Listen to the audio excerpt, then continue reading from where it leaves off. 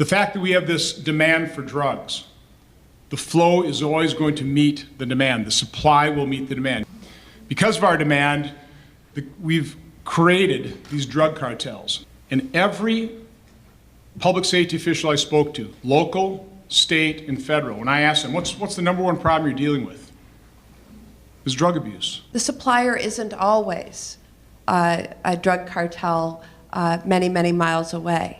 Sometimes it's a medicine cabinet that has been left with unused pills.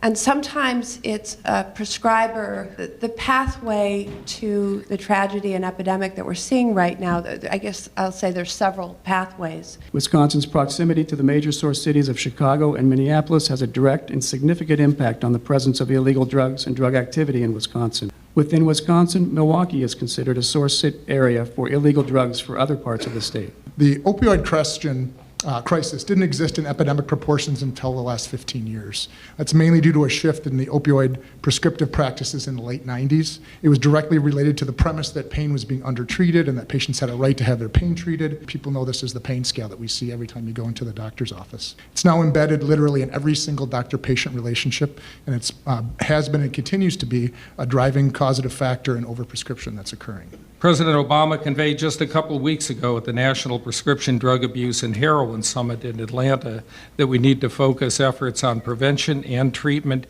in conjunction with the deterrence of drug trafficking criminal organizations. And we need to better integrate our efforts and share information. I want to acknowledge the significant strides that we have made with Mexico and that they have taken in recent years to address transnational organized crime and narcotics smuggling specifically. The relationship with our Mexican counterparts is stronger today than it ever has been.